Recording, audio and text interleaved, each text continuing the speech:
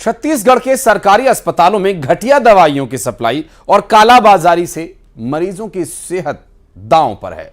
सरकारी आंकड़ों के अनुसार छत्तीसगढ़ मेडिकल सर्विसेज कॉर्पोरेशन यानी सीजीएमएससी में बीते 2.5 सालों में 36 दवाइयां और दवा कंपनी ब्लैकलिस्टेड हुई हैं। यानी इन कंपनीज को सीजीएमएससी को घटिया और नकली दवाइयां, सर्जिकल सामग्रियों की सप्लाई उन्होंने की और यहां एक एक दवा मरीजों के लिए कीमती होती है और यह सरकारी आंकड़ा बिल्कुल भी कम नहीं। अब ऐसे में सवाल ये उठता है कि आखिर नकली दवाइयों के सौदागरों पर शिकंजा कब कसा जाएगा।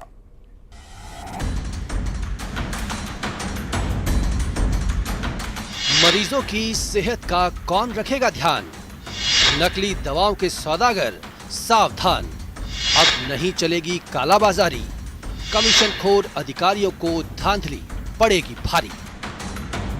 भारी तो पड़ने ही वाली है, क्योंकि सेहत के सौदागरों और कमीशनखोर अधिकारियों की पोल खुल चुकी है।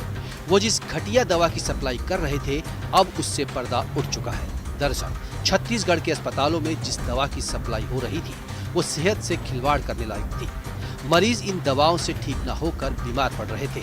अस्पतालों में शिकायत के आधार पर दवा की जांच हुई तो सारा भेद खुल गया। इसके बाद सीजीएमएससी ने आनन फानन में अस्पतालों से दवा को वापस मंगाकर कंपनी को ब्लैक लिस्ट कर दिया है। बता दें कि सीजीएमएससी में दवा सप्लाई से पहले दवा कंपनियों को इम्पैनलमेंट, टेंडर, दवाओं की गुणवत्ता की जांच, लैब टेस्ट जैसी कई शासकीय प्रक्रियाओं से गुजरना पड़ता है। इतनी सारी प्रक्रियाओं से गुजरने के बाद भी घटिया दवा सरकारी अस्पतालों तक कैसे पहुंचती है, ये बड़ा सवाल है। आखिर भ्रष्टाचार का खेल चल कहां से रहा है?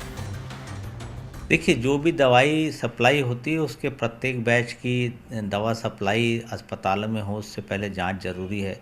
इस प्रकार के प्रोटोकॉल का क्यों पालन नहीं किया जाता है, किस प्रकार की मिलीभगत है, इसके लिए एक सतत निगरानी प्रणाली होने की ज़रूरत है। विभागीय सूत्रों की माने तो धांधली बहुत बारीकी से की जाती है। स्वास्थ्य विभाग में इसके लिए बड़ा सिंडिकेट काम कर रहा है, जिसमें शासन प्रशासन से जुड़े रसूखदार गिरोह की तरह शामिल है।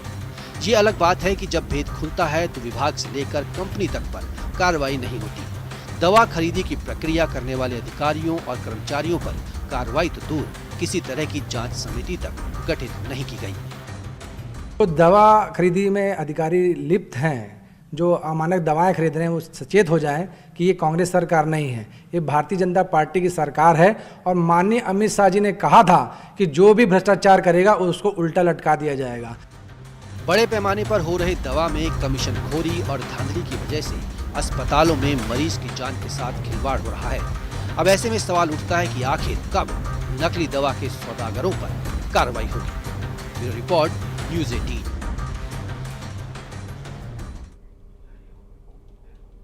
और इस पूरे मामले पर स्वास्थ्य मंत्री शामबिहारी जायसवाल ने संज्ञान लेते हुए जांच के आदेश दिए, साथ ही दोषियों के खिलाफ कार्रवाई की भी बात कही है।